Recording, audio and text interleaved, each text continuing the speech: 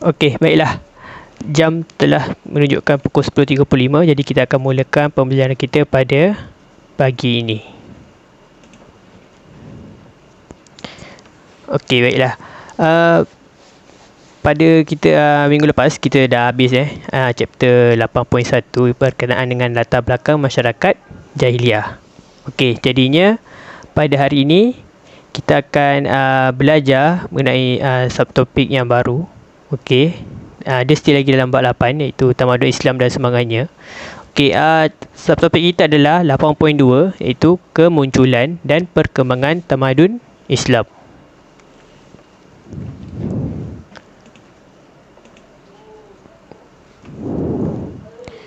Okey.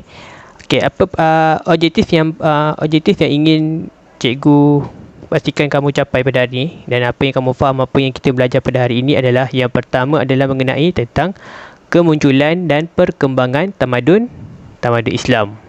Okey, yang kedua adalah berkenaan dengan Nabi Muhammad SAW sebagai pemimpin Islam, dan yang ketiga adalah berkenaan tentang dakwah Nabi Muhammad. Okey, ada dua fasa. Yang pertama adalah secara rahsia, dan yang kedua adalah secara terang-terangan. Okey, maknanya ada tiga objektif pembelajaran yang perlu dicapai pada hari ini. Okey, baiklah, kita bagi kepada kita punya objektif yang pertama, iaitu berkenaan dengan kemunculan dan perkembangan tamadun Islam. Okey, kemunculan dan perkembangan tamadun Islam ni dia berkenaan tentang pemimpin Islam, iaitu Nabi Muhammad. Okey, kita mulakan. Okey.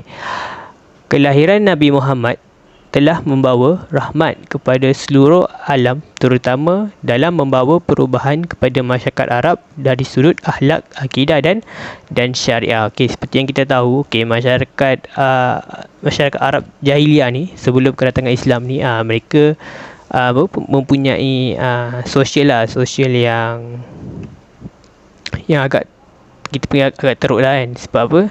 Sebab mereka tidak menjalankan cara kehidupan yang dibawa oleh Nabi dan agama Islam kan. Sebab apa? Sebab mereka ni digelar jahil. Okey, disebabkan mereka menolak ajaran agama Islam. Okey, lepas tu baginda Nabi Muhammad dilahirkan daripada keluarga ternama dalam masyarakat Quraisy pada 12 Rabiul Awal tahun Gajah bersamaan 20 April 570 Masih. Okey, maknanya Nabi Muhammad ni adalah merupakan keturunan yang ternama lah, iaitu bangsa Quraisy. Okey, bangsa Quraisy ni yang menguasai Mekah. Okey, ayahanda baginda bernama Abdullah bin Abdul Muttalib, manakala ibunya bernama Aminah binti Wahab. Okey, kamu kena ingat kedua nama ibu dan ayah lah Nabi Muhammad. Okey, ayah baginda bernama Abdullah bin Abu Muttalib, dan ibunya adalah bernama Aminah binti Wahab. Okey, kita tengok. Okey, Abdullah merupakan peniaga yang sering berulang-alik dari Mekah ke Syam. Okey, maknanya ayah Nabi Muhammad ni adalah merupakan seorang pedagang. Maknanya mereka menjalankan perniagaan lah. Okey, Abdullah meninggal dunia ketika Nabi Muhammad SAW masih di dalam kandungan ibunya. Okey, maknanya ayah Nabi Muhammad ni dia tak pernah jumpa lah. Okey, ayah dia. Sebab apa? Sebab dalam kandungan ayah dia dah meninggal lah, wafat. Okey, ketika berusia 6 tahun, baginda kematian ibunya dan dipelihara oleh datuknya, iaitu Abdul Muttalib. Okey, maknanya lepas Nabi Muhammad berumur 6 tahun, ibu dia meninggal lah. Okey, Aminah tu. Lepas tu Nabi Muhammad ni dia dipelihara oleh datuknya, iaitu Abdul Muttalib. Okey, selepas 2 tahun datuknya meninggal dunia, baginda dipelihara oleh Abu Talib, bapa saudaranya. Okey, maknanya selepas 6 tambah 2, itu 8 tahun. Okey, semasa Nabi Muhammad berumur 8 tahun, datuknya Abdul Muttalib pula meninggal dunia. Lepas tu Nabi Muhammad ni dijagalah oleh bapa saudaranya, iaitu Abu Talib. Okey. Baginda juga pernah berniaga sehingga ke Syam dan berniaga di sekitar Mekah. Okey, maknanya Nabi Muhammad ni juga adalah merupakan seorang peniaga lah. Dia menjalankan aktiviti perdagangan. Okey. Baginda juga menjalankan perniagaan milik Siti Khadijah. Maknanya Siti Khadijah ni adalah merupakan tuan pemilik perniagaan tersebut, dan Nabi Muhammad lah yang menjual barangan tersebut lah, yang berniaga. Okey, sifat amanah dan budi pekerti yang baik ketika berurus niaga telah menimbulkan rasa hormat Khadijah kepada baginda sehingga membawa kepada perkahwinan mereka, ya. Maknanya Siti Khadijah ni dia tengoklah Nabi Muhammad ni dia seorang yang jujur, seorang yang amanah dalam berniaga ni. Okey, jadinya dengan tu Siti Khadijah ni dia rasa nak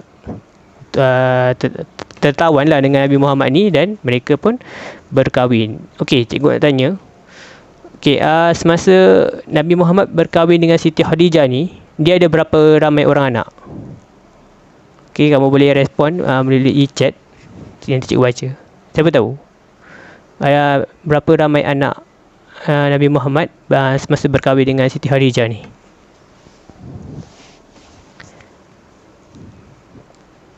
Tak yang tahu.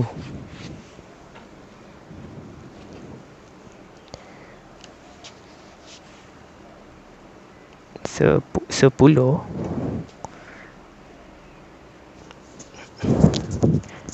Bukan 10. Ada tak yang lain?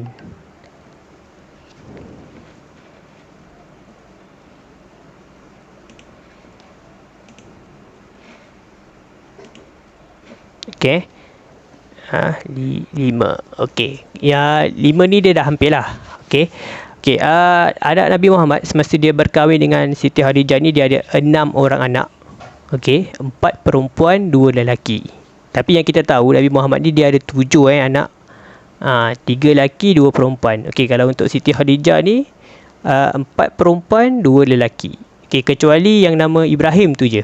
Tu Ibrahim tu dia isteri yang lain. Yang 6 ni dia adalah merupakan anak Nabi Muhammad bersama dengan Siti Khadijah.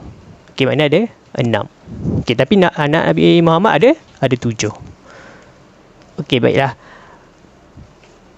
Okey, itu adalah berkenaan tentang kemunculan dan perkembangan tamadun Islam. Okey, ini dia berkaitan tentang kelahiran dan kelahiran dengan berkenaan dengan diri Nabi Muhammad lah. Okey, kelahiran dia bila, siapa nama ibu dia, nama ayah dia kan, apa nama atuk dia, betul apa yang Nabi Muhammad menjalankan kehidupan harian dia, itu berniaga lah ataupun berdagang lah. Itu adalah berkenaan dengan kemunculan dan perkembangan tamadun Islam. Okey. Baiklah. Terusnya adalah kita pergi kepada objektif kita yang kedua, iaitu berkenaan tentang Nabi Muhammad sebagai pemimpin agama Islam. Okay, seperti tahu Nabi Muhammad ni adalah merupakan pemimpin lah kepada umat Islam. Okey, baiklah. Kita akan mulakan. Okey, detik permulaan tamadun Islam dalam sejarah perkembangan tamadun manusia ialah peristiwa penerimaan wahyu pertama oleh Nabi Muhammad sallallahu alaihi wasallam di Gua Hira pada hari Isnin 17 Ramadan bersamaan 6 Ogos 610 Masihi. Maknanya Nabi Muhammad ni dia mendapat kerasulan. Okey. Dia nabi, belum tentu rasul tapi kalau rasul dia adalah nabi. Kamu kena tahu tu. Sebab kita punya nabi ada 313 kan. Tapi yang rasul ada 25. Okey. Kalau untuk Nabi Muhammad ni, dia mendapat bermulanya perkembangan tamadun Islam ni apabila Nabi Muhammad ni dia mendapat wahyu. Okey, dan wahyu pertama yang Nabi Muhammad ni dia dapat dekat Gua Hira. Okey. Dan kita akan tengok apa wahyu dia. Okey, wahyu pertama daripada surah Al-Alaq, iaitu ayat 1 hingga 5, bermula dengan baca perkataan Iqra, itu bacalah. Okey, maknanya wahyu pertama untuk Nabi Muhammad ni adalah, makna wahyu ni adalah dia macam tugasan yang dia perlu buat untuk menyebarkan agama Islam ni, iaitu berkenaan dengan surah Al-Alaq. Okey, Al-Alaq ni adalah bermaksud bacalah. Maknanya dalam Islam ni perkara yang pertama perlu kita buat adalah membaca. Iaitu sebab tu kita perlu belajar. Bila kita belajar, kita boleh membaca. Okay, dalam Islam pun dah tekankan bahawa perkara yang pertama kita membaca. Okay, bila kita membaca, kita dapat banyak ilmu, dan lepas tu kita dapat meningkatkan diri kita lah. Okay, kita dapat banyak, kita memahami, lepas tu kita banyak dapat maklumat. Okay, maknanya perkara yang pertama adalah, wahyu pertama adalah surah Al-Alaq. Itu inilah yang kita baca. Bismillahirrahmanirrahim. Okay, Iqra' bismi rabbikal ladzi khalaq, khalaqal insana min alaq. Okay, itu adalah surah Al-Alaq. Okay, itu berkaitan dengan bacalah. Okay, cikgu nak tanya, sebelum Nabi Muhammad dapat surah inilah wahyu pertama ni, iaitu surah Al-Alaq untuk membaca ni. Okay, sebab tu Nabi Muhammad dia tak pandai membaca tau. Siapa yang ajar Nabi Muhammad ni yang untuk membaca? Siapa tahu? Siapa yang ajar Nabi Muhammad ni untuk membaca surah Al-Alaq ni lah. Agak-agaknya siapa tahu? Okey, clue dia adalah merupakan seorang malaikat. Malaikat apa? Siapa nama malaikat tu?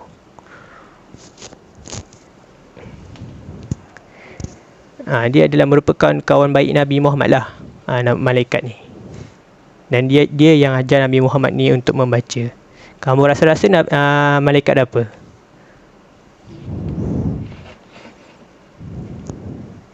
Malaikat Jibril. Okey, betul. Marina kata malaikat Jibril. Okey, betul. Malaikat Jibril yang mengajar Nabi Muhammad. Okey, syabas Amalina Okey, dapat jawab.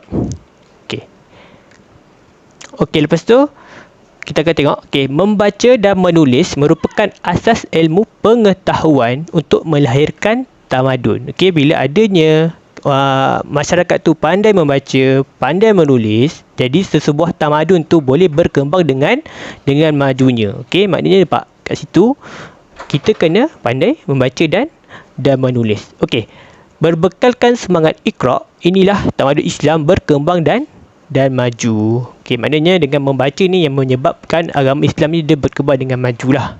Okey, maknanya apa yang boleh buatkan dia berkembang dengan maju? Okey, contohnya kalau kita nak sampaikan maklumat kan, kalau kita tak pandai membaca, kita tak faham kan. Okey, bila kita dah pandai membaca, jadi kita dah ada maklumat, jadi kita boleh perbaikilah sesuatu membaikkan diri ataupun sesebuah tamadun lah. Okey, lepas tu kita akan tengok. Okey, seterusnya wahyu kedua adalah surah Al-Mudaththir ayat 1 hingga ke 7 diturunkan kepada Nabi Muhammad SAW yang merupakan pengisytiharan Nabi Muhammad SAW sebagai pesuruh Allah untuk menyampaikan ajaran Islam kepada seluruh manusia. Maknanya wahyu yang pertama tadi adalah mengenai surah Al-Alaq, itu membaca, dan surah yang kedua adalah surah Al-Mudaththir yang berkenaan tentang pengisytiharan Nabi Muhammad adalah merupakan pesuruh Allah untuk menyampaikan ajaran Islam ni kepada manusia lah. Okey, maknanya kat sini tugasan kedua Nabi Muhammad adalah untuk menyampaikan ajaran agama Islam. Okey, sebelum Nabi Muhammad dapat surah Al-Mudaththir ni, Nabi Muhammad dia belum disuruh lah untuk menyampaikan ajaran agama Islam ni. Okey, masa surah Al-Alaq tadi tu pun dah hanya Nabi Muhammad je yang perlu belajar membaca. Okey, bila Nabi Muhammad dah pandai membaca, jadinya dia dapat tugasan yang kedua, itu surah Al-Mudaththir ni. Okey, maknanya Nabi Muhammad dah perlu untuk menyebarkan ajaran agama Islam ni. Okey, maknanya bermulalah tugasan Nabi Muhammad untuk menyebarkan agama Islam. Okey, bila mendapat surah yang kedua, itu surah Al-Mudaththir. Okey. Okey, itu adalah berkenaan tentang Nabi Muhammad sebagai pemimpin agama Islam. Okey, dia berkaitan ada dua. Yang pertama adalah berkenaan dengan surah Al-Alaq. Okey, surah Al-Alaq ni dia diturunkan dekat Gua Hira. Gua Hira. Lepas tu surah Al-Alaq ni dia berkenaan tentang membaca. Lepas tu dia membaca, jadi Nabi Muhammad kena pandai membaca. Okey, lepas tu surah yang kedua, wahyu yang kedua adalah surah Al-Mudaththir, berkenaan tentang Nabi Muhammad perlu menyebarkan agama Islam lah. Okey, dia menyebarkan agama Islam. Contoh dia macam ni lah. Okay, siapa Tuhan kepada untuk agama Islam adalah Allah lah, macam tu. Okay, lepas tu dia kena, pertama dia kena tahulah siapa Tuhan kan. Betul. Lepas tu dia kena mengakui lah Nabi Muhammad adalah merupakan pesuruh Allah. Lepas tu tugasan tu dia kena memastikan bahawa umat Islam ni dia kena pandai membaca. Okay, membaca apa? Membaca Al-Quran. Okay, tu. Okay, lepas tu kita pergi kepada objektif kita yang ketiga, iaitu berkenaan tentang dakwah Nabi Muhammad. Okay, dakwah Nabi Muhammad ni dia ada dua. Okay, dia ada, yang pertama adalah secara rahsia dan yang kedua adalah secara terang-terangan. Dakwah ni bermaksud apa? Dakwah ni bermaksud Nabi Muhammad cara dia menyebarkan agama Islam tu macam mana. Okay, dia ada dua. Terang-terangan, rahsia dan terang-terangan. Okay, itu bermaksud dakwah. Dakwah ni dia bermaksud dia cara penyebaran lah. Ataupun Nabi Muhammad ni dia menyebarkan ajaran agama Islam. Okey, lepas tu kita akan pergi kepada yang pertama. Cara yang pertama itu secara rahsia. Okey. Berlaku selama 3 tahun. Okey, maknanya Nabi Muhammad ni dia menyebarkan agama Islam secara rahsia selama 3 tahun. Okey, antara individu awal yang memeluk agama Islam ni ialah Siti Khadijah, iaitu Siti Khadijah ni isteri Nabi Muhammad yang berkahwin tadi dengan Nabi Muhammad tu. Lepas tu Ali bin Abi Talib. Ali bin Abi Talib ni adalah, kalau Siti Khadijah ni adalah wanita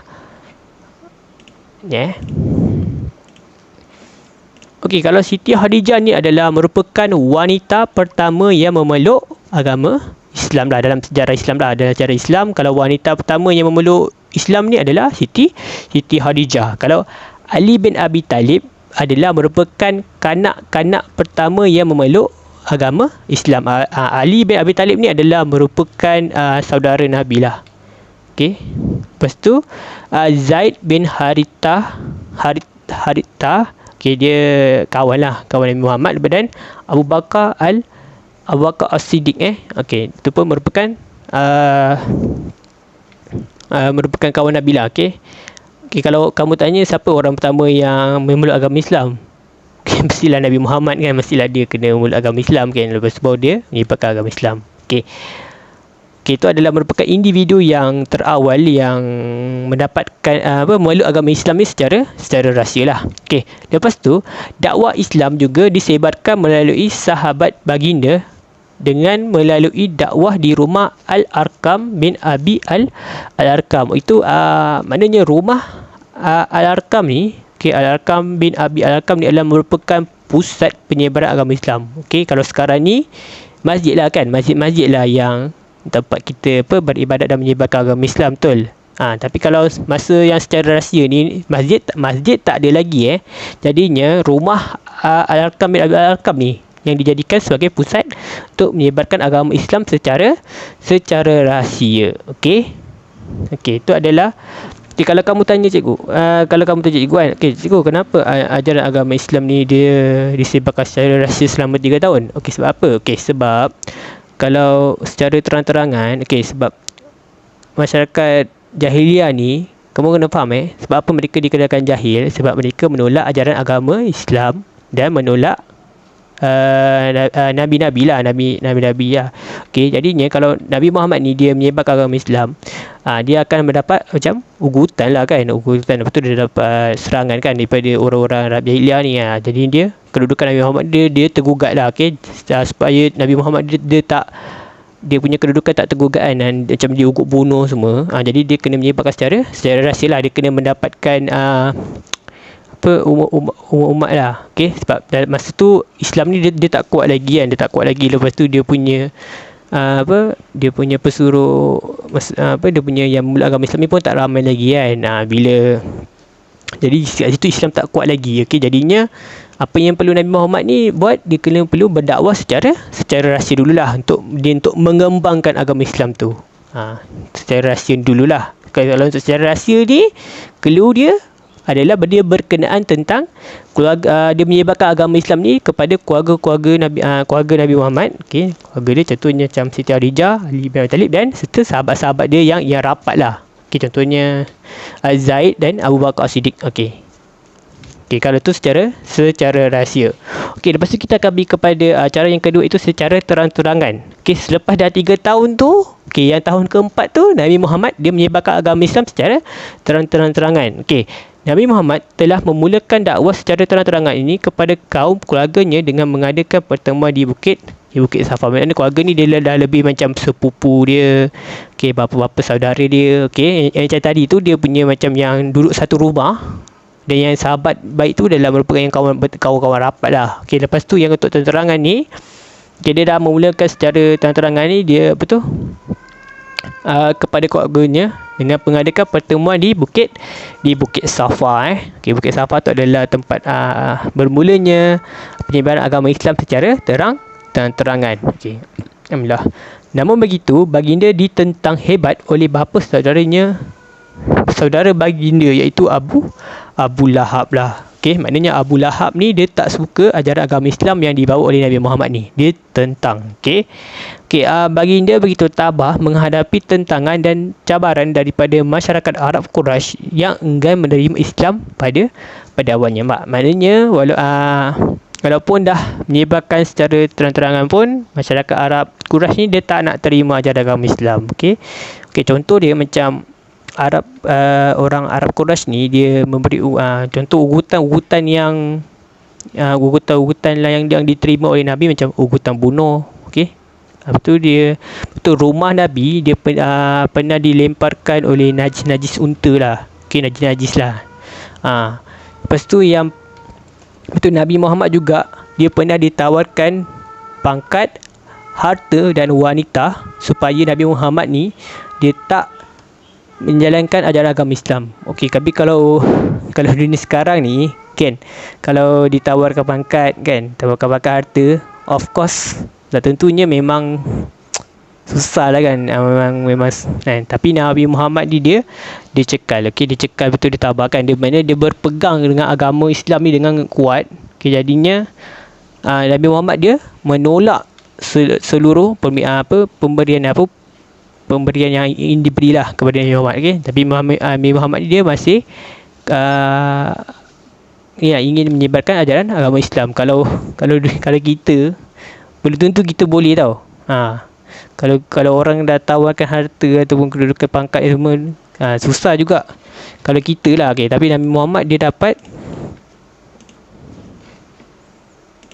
ni lah, dia lawan hawa nafsu ni lah. Okay, itu adalah berkenaan tentang penyebaran secara rahsia dan secara terang-terangan. Okey, secara rahsia tadi dia berlaku selama 3 tahun. Okey, lepas tu antara individu yang terawal yang memeluk ajaran agama Islam, contohnya Siti Khadijah, isteri Nabi Muhammad. Lepas tu Ali bin Abi Talib, sepupu Nabi Muhammad. Lepas tu Zaid bin Harithah dan Abu Bakar Siddiq. Okey, lepas tu apa yang perlu kamu tahu secara penyebaran secara rahsia ni adalah rumah Al-Arkam bin Abi Al-Arkam. Okey, tak apa. Okey, yang bermaksud tak apa. Okey, kalau apa tu penyebaran secara rahsia ni dia dilakukan di rumah Al-Arkam bin Abi Al-Arkam. Okay, kalau untuk menyebarkan secara terang-terangan ni pula, dia bermula di Bukit Safa yang dijadikan tempat penyebaran secara terang-terangan lah, lebih kepada keluarga Nabi Muhammad. Okay, lepas tu antara keluarga dia juga yang tak nak terima ajaran agama Islam, iaitu contohnya bapa saudaranya itu Abu Lahab. Okay, lepas tu baginda ni Nabi Muhammad ni dia kuat lah. Okay, dia menerima pelbagai ugutan, pelbagai cabaran yang diberikan oleh masyarakat Arab Quraisy ni. Nabi Muhammad berjaya lah, okay, untuk menyebarkan ajaran agama Islam. Okay, lepas tu kita pergi sikit, okay, berkenaan tentang ni objektif yang kedua lah, dia punya sambungan lah. Okay, itu Nabi Muhammad SAW sebagai pemimpin agama Islam dah. Okay, apa kita perlu tengok kat sini? Okay, melalui sifat terpuji iaitu sidik, bermaksud benar. Amanah tu amanah lah, kamu tahu. Okey, lepas tu tabligh itu menyampaikan ajaran agama Islam, dan fatanah itu bijaksana. Okey, baginda berjaya membuktikan kepada dunia bahawa Islam ialah cara hidup yang merangkumi setiap aspek kehidupan. Okey, pertama apa yang cikgu nak kamu faham, maknanya Nabi Muhammad ni dia ada 4 sifat-sifat. Okey, yang pertama dia adalah sidik, dia benar. Maknanya benar ni adalah setiap perkataan yang dikeluarkan oleh Nabi Muhammad, daripada mulut Nabi Muhammad ni adalah merupakan perkara yang betul, iaitu perkara yang benar, iaitu merupakan perkara yang perlu disampaikan kepada masyarakat ni melalui perintah Allah lah. Okey. Lepas tu amanah. Okey, maknanya ni dia buat perkara tu dengan secara amanah lah. Kamu tahu amanah kan? Okay, lepas tu tabligh, itu menyampaikan ajaran Islam. Okay. Dan yang terakhir adalah bijaksana. Maknanya sepanjang dakwah yang Nabi Muhammad sampaikan ni, okay, dia dengan cara yang diterima oleh masyarakat. Okay. Maknanya Nabi Muhammad ni dia bijak dalam menyampaikan, dalam melakukan sesuatu perkara. Okay. Lepas tu membuktikan kepada dunia bahawa Islam ialah cara hidup yang merangkumi setiap aspek kehidupan. Okey, kalau kamu tengok dalam ajaran agama Islam ni, okey, dalam agama Islam ni dia ada pelbagai maksud cikgu, dia merangkumi semua aspek. Okey, contoh dia, dalam Islam ada undang-undang. Okey, dalam Islam ada pendidikan, ada pembelajaran. Dalam Islam ada ekonomi. Dalam Islam pun kalau kamu nak berkahwin pun, dalam Islam pun dia ada undang-undang dia kan. Dia ada undang-undang kan. Maknanya Islam ni dia merangkumi semua aspek dalam kehidupan manusia. Okey. Tu maksud di Islam ni. Okey. Dan Islam pun ada agama. Agama Islam. Kalau kamu buat sesuatu perkara pun, cuba kamu bayangkan, kalau kamu satu perkara pun, dia ada berkenaan tentang, kalau kamu main game pun, kan, main game online kan, tak kisah kamu main PUBG ke main Mobile Legends kan, kamu mesti ada undang-undang dia. Okay, contoh dia tak boleh, kalau kita nak main game, kita jangan lupa solat. Tu dia maksud dia. Pak, dia dalam Islam dia mengkomis semua aspek. Okay, supaya tak lalai lah dalam kehidupan. Okay, tu. Okay, lepas tu kita akan tengok, okay, dari segi dakwah, Islam telah berkembang dengan pesatnya di tanah Arab dan di luar tanah Arab lah. Okay, contohnya ke India. Okay, contoh Islam telah disebarkan melalui utusan ke Rom, Parsi, Mesir dan Habsyah. Okay, kalau Rom ni dekat benua Eropah. Okay, Parsi dia adalah negara Iran. Okay, Mesir dan Habsyah ni adalah merupakan negara yang dekat Afrika Utara. Okay, maknanya Islam ni dia dah mula berkembang lah. Okay, tapi untuk Islam yang disebarkan ke luar daripada semenanjung tanah Arab ni bukan Nabi Muhammad lah. Okay, Nabi Muhammad dia hanya menyebarkan ajaran agama Islam ni dekat Taif. Kamu ingat Taif tak? Taif tu adalah merupakan kawasan Makkah, Madinah dan Taif lah, Hijaz. Okay, Hijaz tu merangkumi Mekah, Madinah dan Taif. Okay, itu adalah merupakan tempat yang Nabi Muhammad menyebarkan Islam. Tapi kalau dah keluar daripada teman-teman Arab ni, Islam ni dia sebarkan melalui sahabat-sahabat Nabi. Contoh dia macam ke Afrika tu Zaid. Nama dia Zaid bin Tariq. Dia yang adalah orang yang menyebarkan agama Islam ni, kan, yang menyebarkan agama Islam dekat benua Afrika. Itu maknanya ada orang-orang yang lain yang membantu Nabi Muhammad ni untuk menyebarkan ajaran agama Islam. Okay, kalau untuk keluar daripada semenanjung Arab ni, sahabat-sahabat Nabi yang menyebarkan, ataupun para ulama lah yang menyebarkan agama Islam. Nabi dia menyebarkan agama Islam dekat semenanjung Arab. Okey, Nabi Muhammad SAW tidak memaksa mereka memeluk Islam, tetapi menggunakan cara diplomasi dan berdakwah. Okay, maknanya Nabi Muhammad ni dia tak paksa seseorang tu untuk menerima ajaran agama Islam. Dia tak paksa ataupun dia menggunakan kekerasan. Okay, dalam Islam pun tak benarkan menyebarkan agama Islam secara kekerasan. Dia suruh orang tu masuk Islam secara kekerasan. Okey, tak boleh. Okey, Islam ni dia disebarkan secara lemah lembut. Okey, secara kita macam ceramah kan, ceramah macam tu. Okey, kita tak boleh macam buat ugutan tu, orang kalau tak masuk Islam kau akan dibunuh. Tak boleh. Kalau Islam tak boleh macam tu. Okey. Kalau kita nak menyebarkan agama Islam, kita kena buat satu ceramah lah, ceramah, kita buat motivasi kan. Macam tu. Okey, kalau dalam Islam ni macam tu. Okey, kalau orang tu tak nak terima Islam, kita tak boleh paksa. Itu hak masing-masing. Okey. Okey, lepas tu Islam juga disebarkan melalui para pendakwah dan pendakwah yang berdagang. Okey, contohnya okey, kat Melaka ni, okey, nama dia siapa nama dia? Ya, cikgu ingat nama dia Aziz lah. Okey, dia yang orang pedagang di tanah Arab yang menyebarkan agama Islam dekat semenanjung Tanah Melayu. Okey, especially dekat Melaka lah. Okey, maknanya kalau untuk kawasan Asia Tenggara ni, okey, cara penyebaran agama Islam ni melalui pedagang dia. Banyaknya pedagang-pedagang juga dia menyebarkan ajaran agama Islam. Okey, pedagang-pedagang yang datang daripada semenanjung tanah Arab.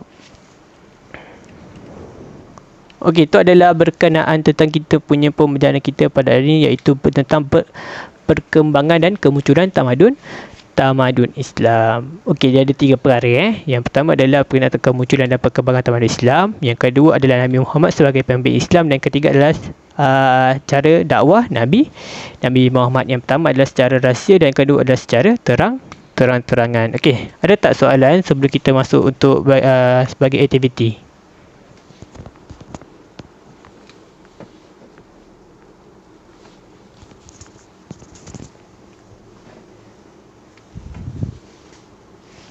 Okey, tak ada Okey, jadinya kita akan pergi kepada bahagian aktiviti. Saya tekan lagi.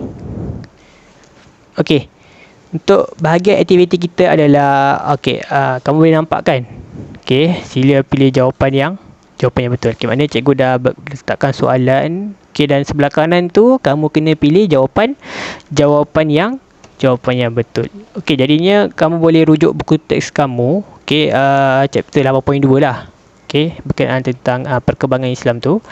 Okey, jadinya kamu boleh buat untuk aktiviti ni. Jadinya cikgu bagi masa dalam 11.15 Okey, 11.15 kita bincangkan mengenai aktiviti kita. Boleh?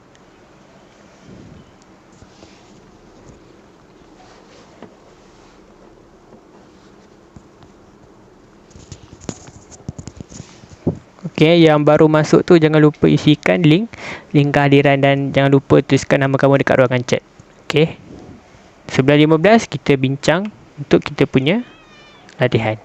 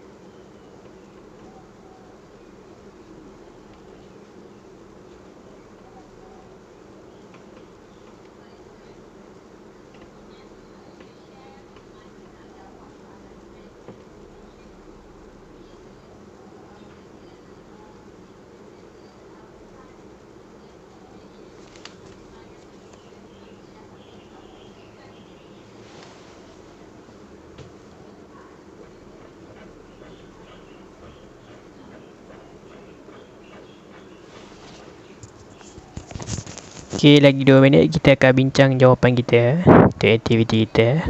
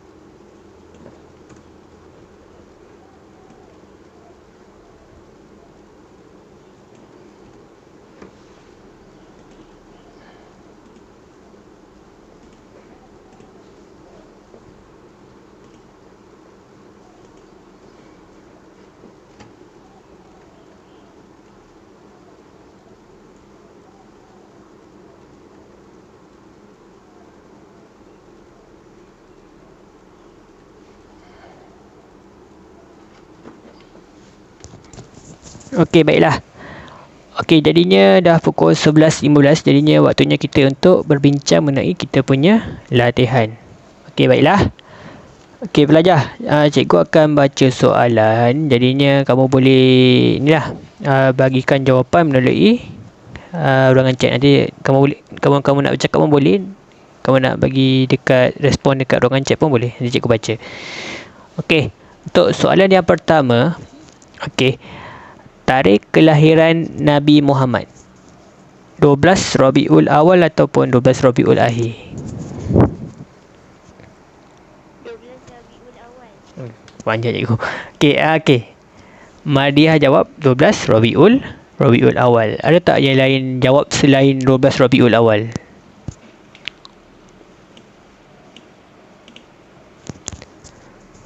Okey, betul. Jawapan dia adalah 12 Rabiul Awal, iaitu bersamaan dengan tahun gajah, iaitu 670 Masihi. Okey, kenapa digelarkan tahun gajah? Sebab masa tu Mekah, semasa pada hari kelahiran Nabi Muhammad tu, Mekah nak diserang oleh tentera gajah, iaitu raja daripada negara Habsyah yang ingin menyerang Mekah lah, nak hancurkan Mekah. Okey, dia punya gajah, nama orang tu adalah tentera Abraha. Okey. Sebab tu digelarkan tahun gajah. Okey. Lepas tu nama ayahanda Nabi Muhammad, Abu Talib ataupun Abdullah?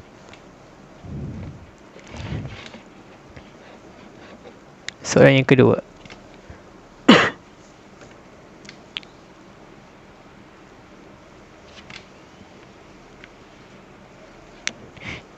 Tapi cikgu ada nampak tadi Lutfi hari ni ada tulis jawapan tu. Okey, dia jawab Abdullah. Okey, Abdullah adalah nabi pula. Nama ayah kepada Nabi Muhammad. Okey, kalau untuk Abu Talib ni adalah merupakan bapa saudara Nabi yang menjaga Nabi selepas kematian datuk Nabi, iaitu Abu Muttalib. Okey, nama ibunda Nabi Muhammad, Aisyah ataupun Aminah?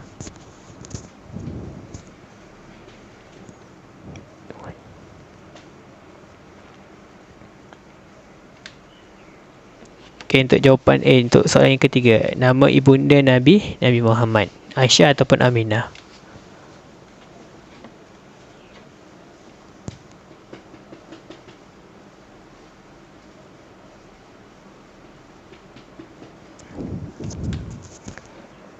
Ada tak jawapan?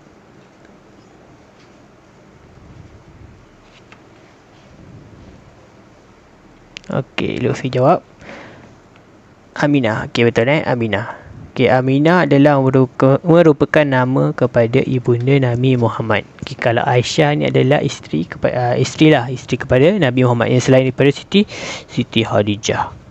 Okey, selepas tu wahyu pertama yang diterima oleh Nabi. Okey, dia berkenaan tentang surah Al-Alaq ataupun surah Yasin.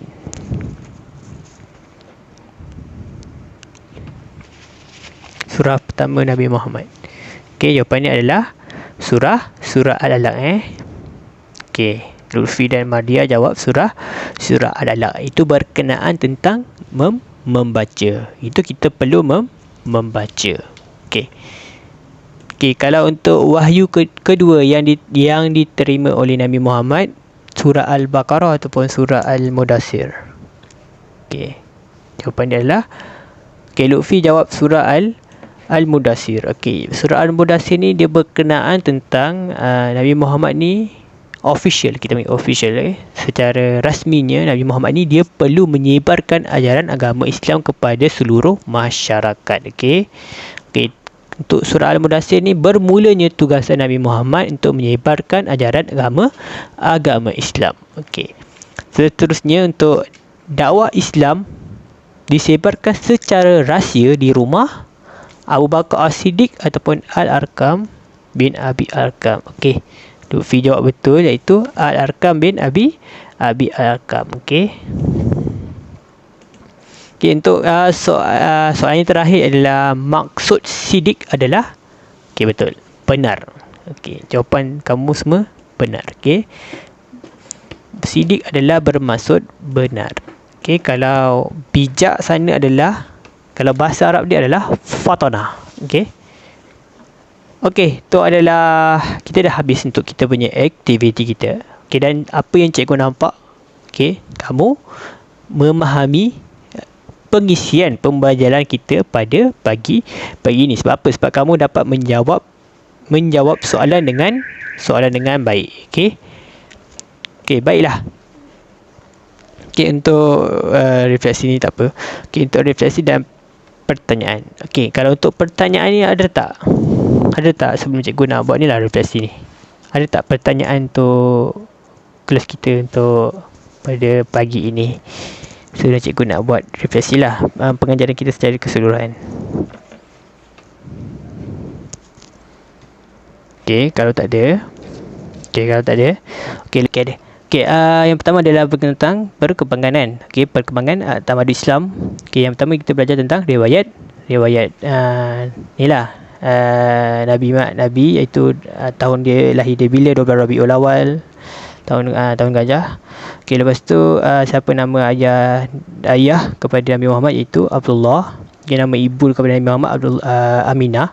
Okey, nama datuk kepada Nabi Muhammad adalah Abu Muttalib, dan bapa saudaranya adalah bernama Abu Talib. Okey, lepas tu Nabi Muhammad ni dia adalah merupakan seorang pedagang ataupun peniaga. Okey, lepas tu barang siapa yang dia niaga itu barang milik Siti Khadijah. Okey, lepas tu disebabkan kepribadian Nabi yang jujur, jujur, ikhlas semua bijak berniaga, jadinya Siti Khadijah ni dia berkahwin dengan Nabi Muhammad. Itu adalah yang pertama. Untuk jati yang kedua adalah berkenaan tentang Nabi Muhammad adalah merupakan pemimpin untuk ajaran agama Islam. Okey, yang pertama dia mendapat surah mukjizat yang pertama, wahyu yang pertama, iaitu mengenai surah Al-Alaq, itu membaca. Dan yang kedua adalah surah Al-Mudaththir, iaitu bermulanya Nabi Muhammad sebagai pemimpin untuk menyebarkan ajaran agama Islam. Dan Nabi Muhammad dia ada empat sifat. Yang pertama adalah As-Siddiq, itu bermaksud benar, Tabligh, Amanah dan Fatanah, itu bermaksud bijaksana. Dan yang kita yang ketiga adalah secara Nabi Muhammad tu berdakwah secara rahsia ataupun secara terang-terangan. Secara rahsia, dia berdakwah selama 3 tahun. Lepas tu antara individu yang terawal yang memeluk ajaran agama Islam adalah Siti Khadijah, Ali bin Abi Talib, Zaid bin Harithah dan Abu Bakar Siddiq. Okey, lepas tu tempat untuk menyebarkan ajaran agama Islam secara rahsia adalah di rumah Al-Arqam bin Abi Arqam. Okey, lepas tu untuk ajaran agama Islam secara terang-terangan adalah bermulanya Nabi Muhammad menyebarkan dekat keluarga dia secara yang lebih inilah. Okey, keluarga dia macam saudara-saudara Nabi Muhammad, okey, dekat Bukit Safa. Okey, lepas tu ada beberapa saudara Nabi Muhammad ni, dia tak suka Nabi Muhammad ni menyebarkan ajaran agama Islam, iaitu bernama Abu Lahab. Okey, dengan tuntut lepas tu Nabi Muhammad ni dia mendapat pelbagai rintangan dan cabaran yang diberikan oleh masyarakat Quraisy, tapi Nabi Muhammad dia berjaya. Okey, itu adalah berkenaan tentang kita punya pembelajaran pada hari ini. Okey, boleh boleh tak nanti kamu semua beli folio, sebab kita kena buat kajian kes. Boleh tak? Nanti kamu okey, sebab ni arahan daripada ni lah, cikgu Dewi, apa nama, nak lupa cikgu Bandara, ya Allah.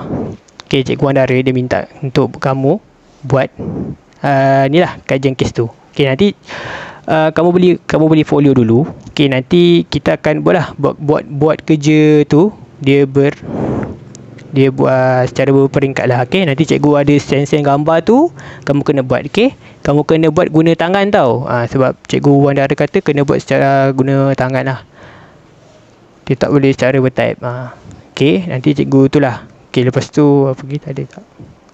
Cikgu rasa tak adalah. Okey, cikgu ucapkan sekian terima kasih sebab sudi hadir untuk kelas kita pada pagi ini. Okey, jadinya kamu boleh untuk left lah. Okey, cikgu ucapkan sekian terima kasih. Okey, jumpa pada minggu hadapan. Okey.